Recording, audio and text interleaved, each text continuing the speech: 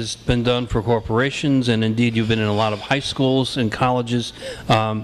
I'm far more familiar with your work in recent years working with nonprofits, and indeed you're in the middle of publishing a book. Why don't you tell us about this storytelling book for nonprofits? Yeah, the book is called Compelling Stories, Compelling Causes, and it's a way to teach nonprofits. They're sitting on gold mines, and they say, why can't we get more funding? Why doesn't the press call me?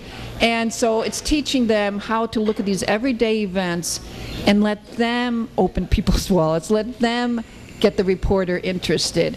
And everybody can learn that skill. It takes a little time because we've learned this big abstract, talk about the big issue kind of thinking, and it takes a little while to drop back into our hearts and know how to talk the way we did when we were kids. But it can be done, and it's so powerful when people do. Well, I think part of the power of your storytelling is, in fact, getting people to find their own voice and to use what might be everyday experiences to really make the case.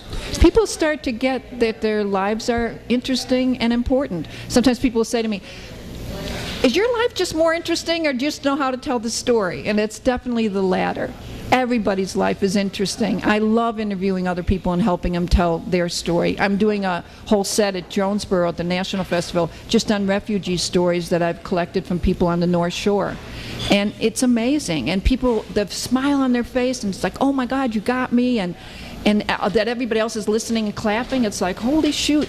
And people will say to me, I didn't know that anybody cared. Or last night I just got an email because I had told this one man's story, and he said, when it comes to diversity, I always feel bloodied and bruised. He said, I'm a white Protestant male. And suddenly you showed that I have a place. I have something to do to make the world better. And we need those stories of what's working, not just what's not working. You know, all three of us on the stage here right now doing the Live from the Heartland show do some writing.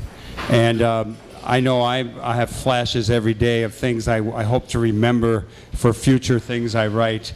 And I'm wondering, given connecting this to the social justice, we have a situation in Missouri that has captured the attention of not only people here in the United States but around the world.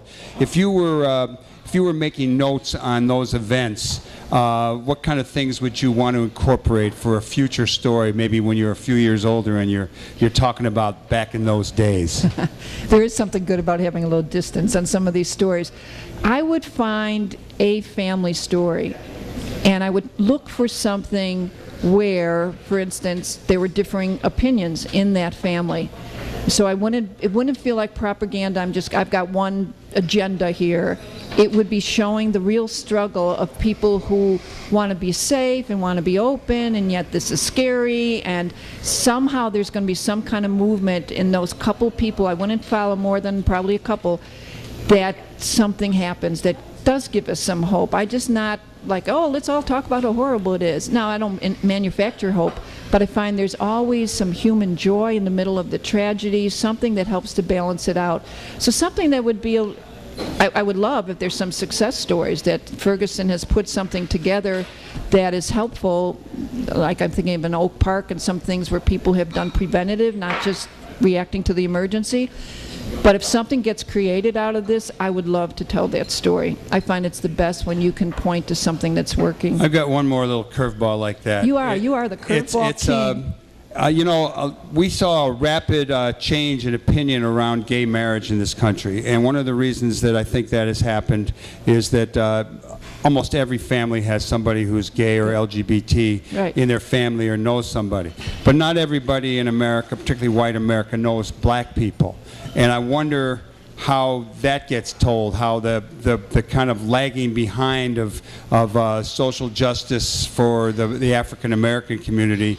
How could you share that we made a great advance on the gay marriage, but black people are still exploited and oppressed in many ways? Well, for my individual artistry, my ministry, I feel like it's my ministry, I take people with me, because I do know people of color, and I go to their events, and I sit Jackie Robinson with everybody to watch the Little League game. This afternoon. Right, and I tell them those stories. So my one story about the garbage story, I talk about riding the L with my neighbors, and they're training me to be white racist, pointing down, going, look at all the garbage around their houses, and that's what it'd be like if they moved, and would you want to live with that? And again, they're just been miseducated, and they've been segregated, and there's a whole plan to why we kept people apart from each other. But then I cross the color line, and I'm meeting black people who are demonstrating at City Hall, dumping their garbage, protesting that they're not having the same city services. Yeah. Whoa, okay, now there's a whole reason why they have garbage and we don't. And the biggest thing I hear after my show is people coming up to me and saying, I didn't know that. Right. I didn't know that. Oh my God, I was afraid to ask because it would sound racist even to say, why are their homes in worse condition? But you explained how the white landlords aren't taking care of it, and you introduced me to this man who's trapped in his apartment for 2 weeks because he can't get down the stairs because the landlord, and this woman who's was at the emergency room that day because the ceiling fell in and her 6-year-old niece got hurt, and suddenly they're literally in somebody else's shoes. We have the time machine. We have the transport people into other people's shoes machine when we tell stories. I think one of the strongest signs of how powerful your tool is in this time of shouting matches. You referred to the debate society. We don't have much dialogue going on, and somehow, because I've seen it happen in the rooms we work in, when you get people telling their own stories, those other stereotypic lines kind of begin to dissolve. It doesn't solve all the problems, but I think if through storytelling we can reduce the shouting and maybe hear each other more. Yeah, when people will say, well, we should talk about race, so we're just going to get people together and talk about it. I'm like, no! Because what will happen? Everybody just hardens their position and walks out feeling horrible, and white people feel guiltier, and people of color feel angrier. And so it's stories, and it's also, frankly, really getting some good guidelines of what it means to talk. What's the difference between a discussion and an argument? Okay, one more time. You are performing tomorrow night at the Celtic Knot. Yes, the Celtic Knot on Church Street, right across from the Evanston Library at 8 o'clock. It's a free, though I'll take any little money you want to give me, event. And I will tell you for about an hour and 10 minutes 3 pretty amazing stories. And if people want to find out more about the storytelling book for nonprofits or the other things that Susan O'Halloran Productions does, I would say susanohalloran.com will be the best place to go, and there's a form there if people want to email me directly. Let's have a big round of applause for Susan O'Halloran. You are listening to the Live from the Heartland show, brought to you every week on WLUW 88.7 Chicago Sound Alliance. You can look at earlier shows if you go to youtube.com/heartlandmedia. And if you are traveling, you can listen to this show anywhere in the world on WLUW.org. Okay, let's take a short musical break. Nolan Chin. brutality complaints and excessive force complaints. So I think it fits neatly with what you and Dennis. Yeah, you can sit here, and Corky, grab a chair. Let's go. Where the hell is he? Come on, get him up here. Well, just put a chair there. We'll stick him in here. What are we listening to, Lynn? Is that Corky playing?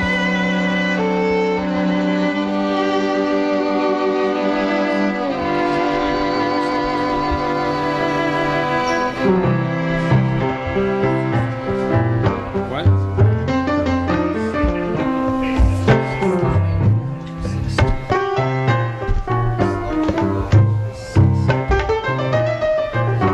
Good morning. All right, get up here, you guys. Come on, we want to roll. Me? Corky, get over here. By me. And I forgot all my music. Okay, I here we forgot go. all of your music I have. I forgot all of your music that I have to sign. LPs, CDs. Yeah, he'll be back. Don't worry. Come on, let's go. Let's go, you guys. Too much music. I love the music, though. Oh.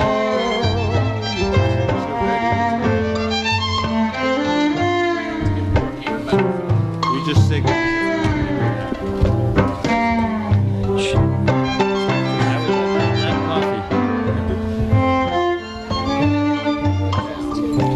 Okay, we got the media crush going on here.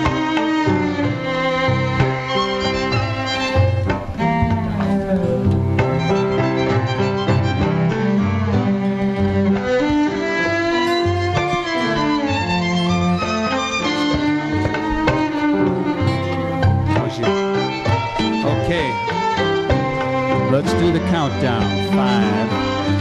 5, 4.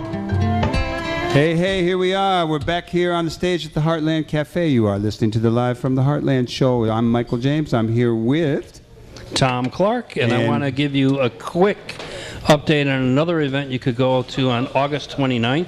Access Living is having their summer writers collective called Unveiled from 6 to 8 p.m. at Access Living on West Chicago. Look it up on the web. It's a wonderful evening where the writers collective shares their stories as we continue the storytelling theme of this morning. Michael, next week we have Dennis Cunningham, who was the lawyer on the Fred Hampton case and the Attica case, and he's done a lot of great work. We're also going to have a guy named Jamie Calvin, who is an investigative journalist who got the names of the police out of the police department, people who had complaints lodged against them over police brutality. And we'll have Juan Diaz from Sonidos de la Calle doing a little music. So that'll be a wonderful show. Dennis Cunningham, Jamie Calvin, and Juan Diaz. Let me just say that beautiful mellow music you were listening to was Corky and Chamber Blues doing Slow Indigo Opus 16.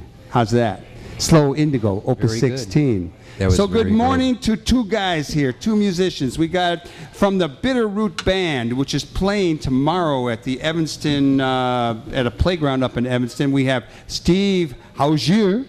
Hi. How are you? Fine, thank you very much. Look at that guy. You can hear him even without the mic. And we have our old friend Corky Siegel back again with a whole bunch of harmonicas in a red case.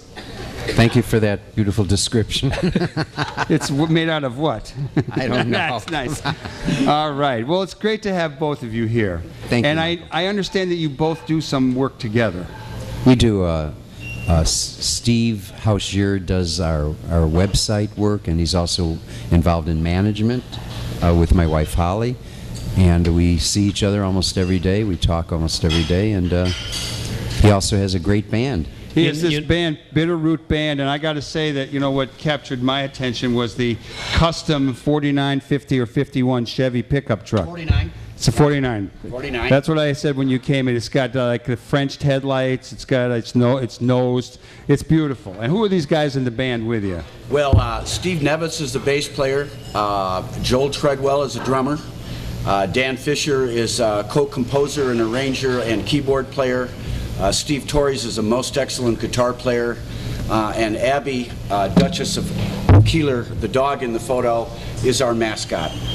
Will the dog be at the show tomorrow? Yes, Abby will be there. She's taking autographs and is selling CDs for Bitterroot Band. How about you give us the actual details about where you're going to be tomorrow? Well, we're going to be at Ingram Park in Evanston for their community picnic they do every year. So we're honored. The Jesse White Tumblers will be out. Bitterroot Band plays at 1:45. We play a couple of sets. And we're really looking forward to meeting lots of new people in Evanston. And Corky, where are you playing next? I understand you're going to be at City Winery pretty soon, maybe tomorrow. I think maybe tomorrow. For sure, tomorrow. I'm planning on going. It's City Winery. That's a nice place. I know another band that played there. Oh, you do? Yeah. So, Chamber Blues, along with the Sons of the Never Wrong, we're actually doing a collaboration. They're quite amazing. Sons of the Never Wrong. I remember when they first started out, they used to play here. Then they were too expensive. Oh, they after got a too while. big. Yeah, they were big. Now, I have to mention, I noticed in passing that you have not one but two people trying to manage your life. Your wife, Steve. I happen to know Lynn helps out. That's right. I mean, the great Corky Siegel. I've always Corky, seen is there this any as way kind I of can help you out? I'm over 70 now. I have a lot of people helping me out. You're still a young guy. Actually, when you get older, you need less people helping you out because you have less people to manage. There you go. Because you can't handle all those people when you get older. One of my most favorite concerts of yours, Corky, was Not Quiet Night when Jim was still around, or the reunion concert, which I saw. But one summer evening, not much like today, you're in the backyard at Unity down the street here on Ridge, where you did one of the most phenomenal solo concerts I ever remember, including your shtick of kind of leaving the stage, in this case the park, and suddenly reprising the microphone from literally on your back. How has your body held up with some of the stuff you go through with some of these performances all these years? Not very well at all. I mean, literally, you were performing on your back. Yeah. Well, that's Do you because I do was that getting anymore? tired. Yeah, when I get tired, I just lay down and keep I've playing. seen saxophone guys do it. Little Junior, who was it? Junior, I'm not even going to get into who it was. But guys laying on their back playing the saxophone. Yeah. Junior You know Walker what? and the All-Stars. I think we need Susan Holly back up here to help tell my story. So, one of the reasons we have you guys on is we want to hear some music, and I think maybe we should get to that. Stephen, Okay. you haven't pulled out one of your harps yet, but I imagine one of those little devices is going to come out here. Okay, but Steve is running the show today. All right. Well, you know, what's fun is I was on the radio with Lynn last weekend, and we were talking about Woodstock, the 45th anniversary. And Corky and I worked with many people that were there. I wrote a song about the times back then and where we are today, and the problems that we have with violence. And we're seeing it in the center of the United States. We're seeing it across the country. We're seeing it overseas. And we thought 45 years ago that our generation was going to do something about this and that we'd stop all that noise. We thought we'd be living in a paradise by now. And here we are, we're still sending our kids to war, and so I wrote a song called Weather the Storm that we'd like to play for you today. Wonderful. And hopefully we can get people to think a little bit about what's going on and maybe choose some different direction. Right on. Let's hear it.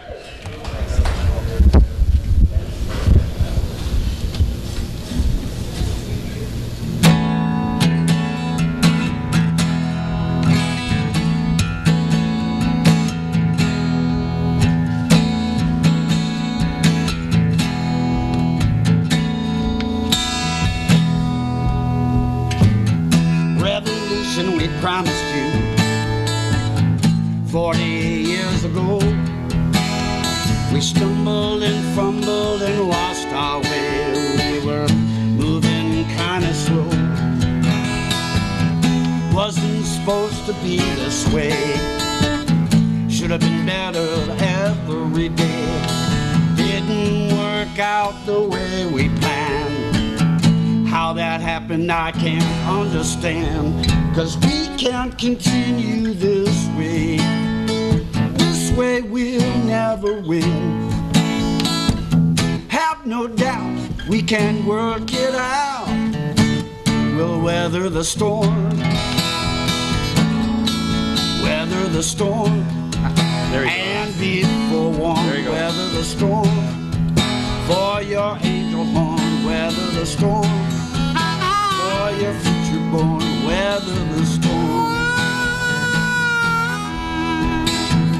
Many malls, telemarketing calls, a gold card to hold our debt.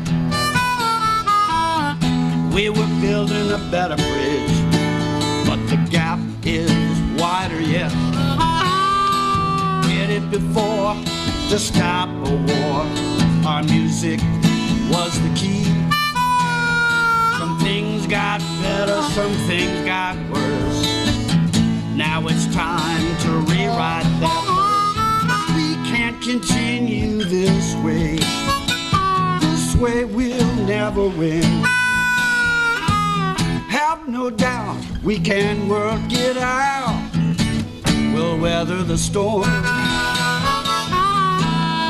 Weather the storm. And be forewarned. Weather the storm. For your angel horn. Weather the storm. For your future born. Weather the storm.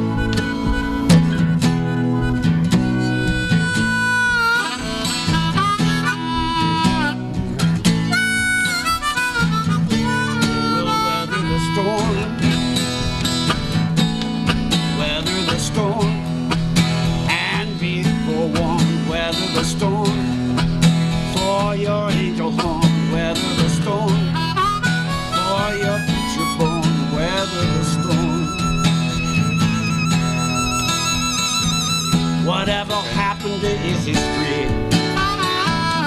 Didn't we want love and peace?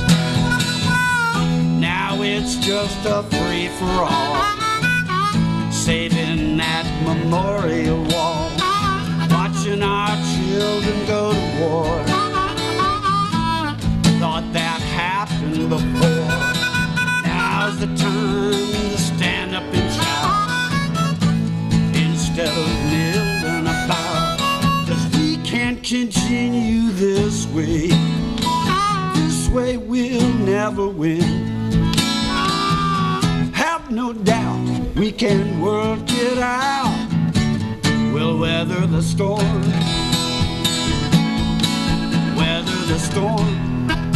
And be forewarned. Weather the storm. For your angel home. Weather the storm. For your future born. Weather the storm. All right, let's hear it. If it will ever end. Watching it now on the Live from the Heartland show on WLUW. 887. Okay, y'all, pay attention. Let's change this stuff. Oh, that was nice, gentlemen.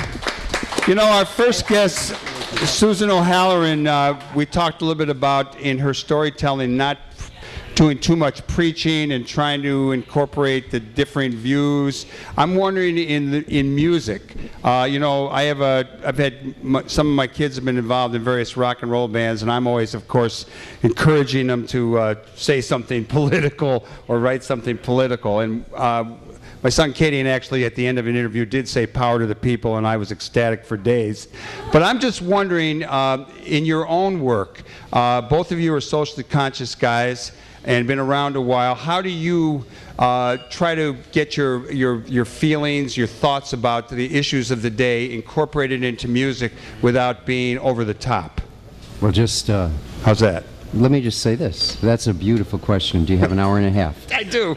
Music, After the show. the beautiful thing is music already says power to the people. It does. It brings people together. However, the amazing thing is we have this thing called genre, which points out the beautiful diversity that creates possibility in music, but it tends to be used to separate musical styles and therefore separate people. What I do is I put the pieces back together.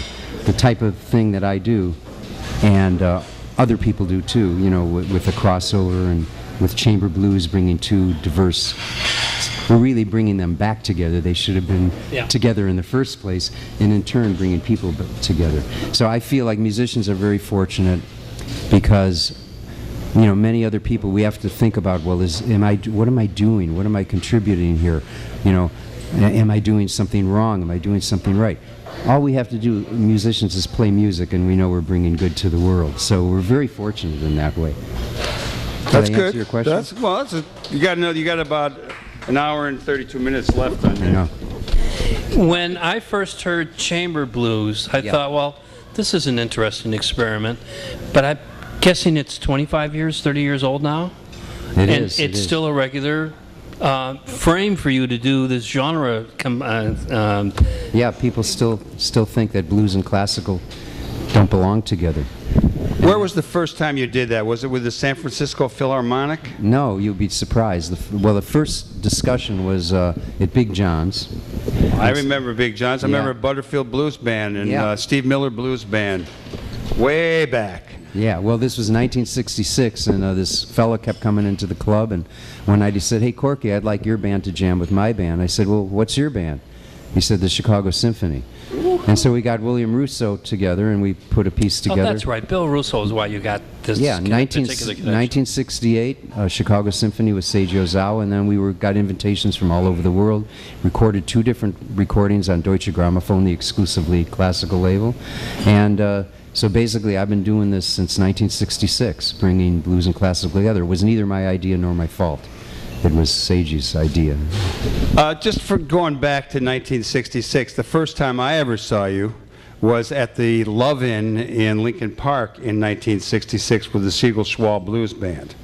And I don't remember much else about it except you guys rocking out, and those were the times. There was some exciting stuff going on. Yeah. Do you remember that day? Oh yeah, it was an absolutely amazing concert, like all our concerts are. They're all good. So I remember every one of my concerts. Yeah, no, I remember. It was a really beautiful experience on the lake. It was there on the lake. With you. I was there. You know, one of the things that I think you and I talked about when you were eating here at the Heartland Cafe one day was you were starting to do some stuff with, I think, Common Cause? That's right. Can you share any of that with us? Is there anything happening that we should know? You know, I just want to tell you that I'm not really, I'm a board member for Common Cause, but I'm not a spokesman for Common Cause. They've been around about 50 years, highly respected, doing amazing work, nonpartisan, which actually helps a lot get things accomplished. And we tend to choose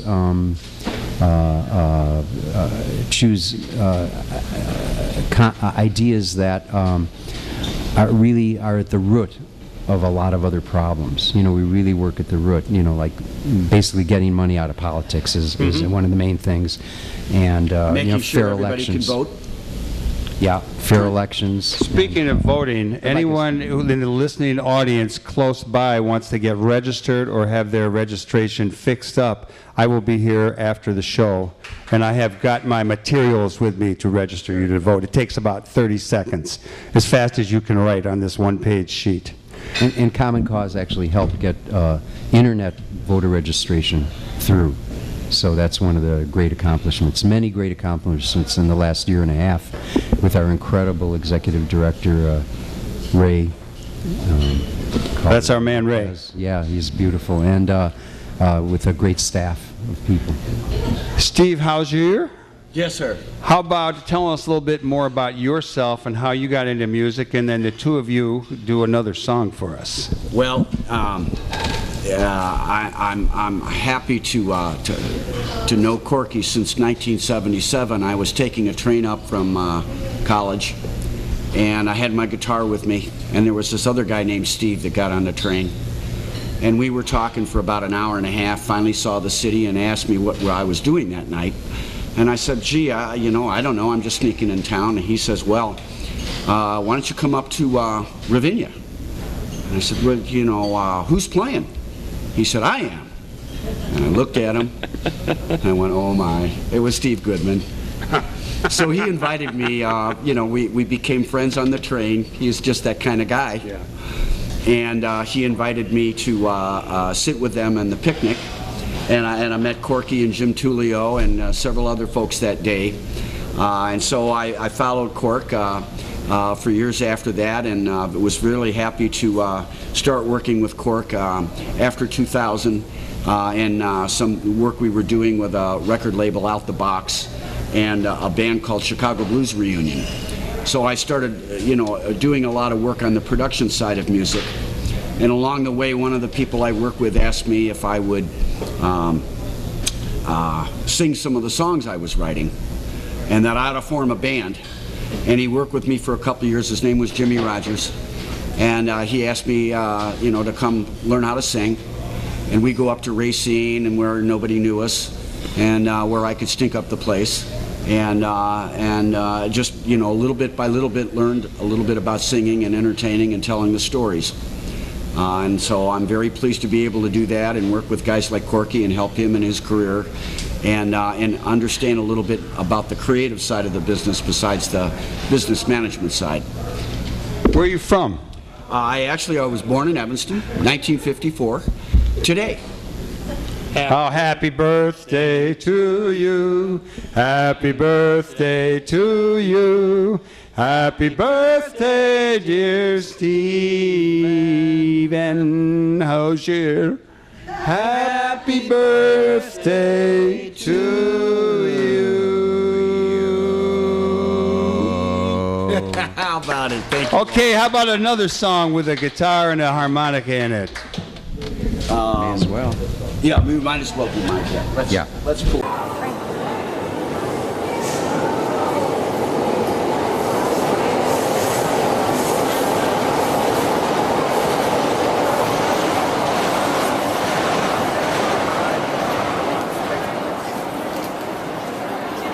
Here's a song I really like that Steve wrote.